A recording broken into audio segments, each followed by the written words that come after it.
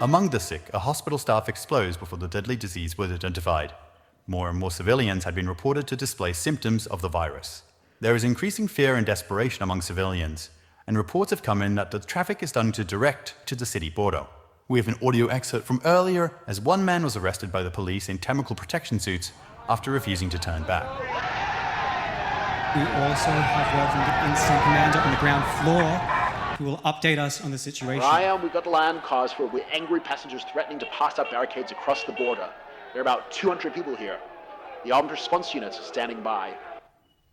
We have a grim decision to make here as people are resisting the lockdown that you are trying to impose. These are your choices.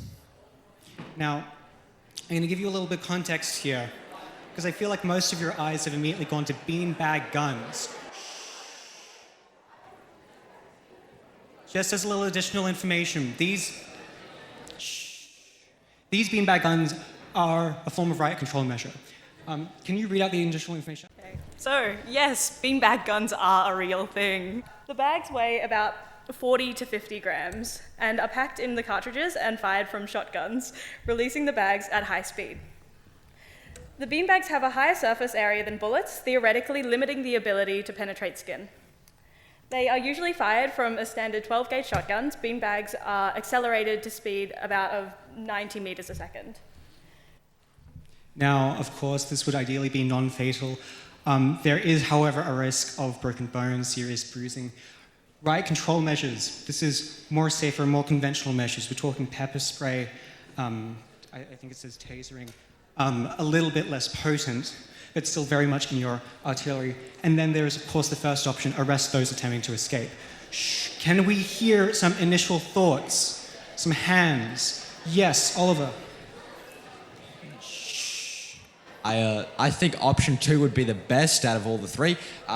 For option 1, we have to have all the cops available to arrest all the people trying to escape, which can be quickly overrun by multiple people trying to escape at the same time. So I think that's too slow and too cumbersome and would cost too many resources to be physically viable. And I think number 3 is too harmful to the citizens. We cannot be breaking citizens' bones, or if there are any kids, we can't be seriously or fatally injuring children. We need to, I think, use riot measures to stop efficiently the people trying to escape, however not seriously injuring anybody to the point where it gets worse than the actual sickness. Okay, as this is a very, very timely decision, I'm going to ask all these groups individually. Do we have a decision over here? I'm going to count that as equal 3 and 2. Do we have a decision over here? Do we have a decision? I'll come back. Over here, what did we come to? What did we come to? We came to 2. Up here, do we have a decision? 2. Over here, do we have a decision? 2 and 2. Sophie, could you put through riot control measures? We have an update. Shh. They have currently broken through the second barricade. At the moment, using conventional riot control measures, it is difficult to continue containing them. There simply aren't enough people, not enough authorities to contain them. I'm going to have to ask you a second time, as they have broken the second barrier, as there is only one more barrier between them and escaping, whether or not you will reconsider and authorize the beanbag guns.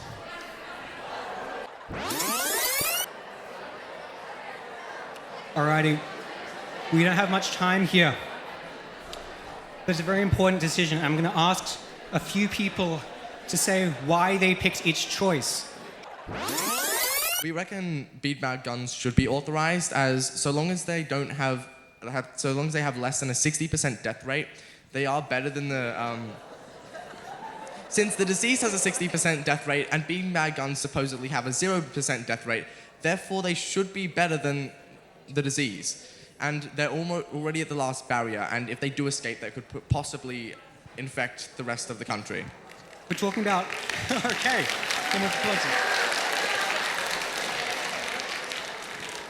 We're talking again about consequentialism here, consequences, the greater good, because yes, it would be a lower death rate than the virus, especially if this virus got out and infected the rest of the country. I mean, think of the death toll then. We have some points here to raise. Our group chose to authorize the beanbag guns, and I would say because of that, there's a big difference between some people that are trying to disobey the rules and escape getting bruises, maybe some broken bones, and people who didn't make that decision, like possibly thousands or more, contracting this disease, causing a high death toll. And these people weren't the ones that were disobeying the rules. It was the people that didn't get shot because theoretically we didn't authorize them, which is why we should authorize the beanbag guns. I think that the government should not be using violence, period. Like, I think that's just a thing we have to believe. Like, I think a government that utilizes violence is a bad government. That's a violent dictatorship. So I think if our options here are either we have a completely overrun government, an anarchy, or we have a violent dictatorship, I'd take anarchy, you know?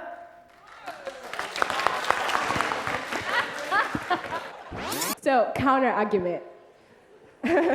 Look, okay? Yes, violence is not good. But, listen to me, but neither is infection and spreading disease, okay?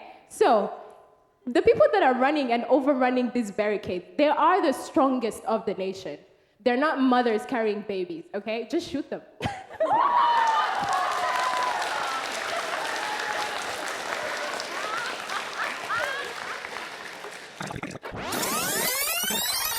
All right, so I don't think it matters about violence. What matters is keeping control.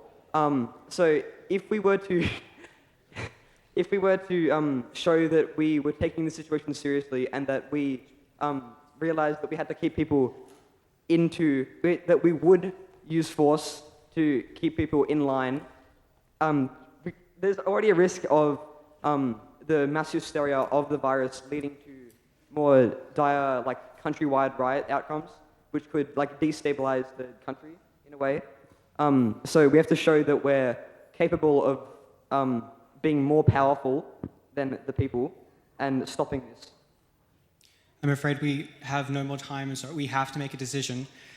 This group, what are we leaning towards? We're leaning towards two,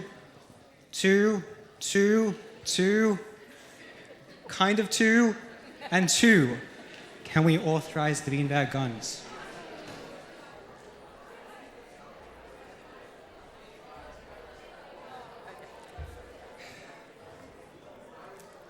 We have a message from the incident commander who's there currently on the ground floor.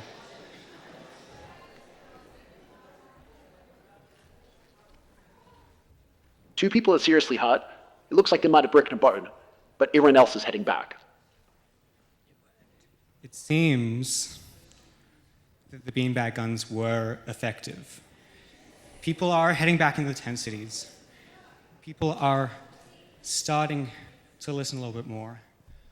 And that's where we're going to have to leave it for today, except for a news excerpt from 6 months' time to see how you've done today.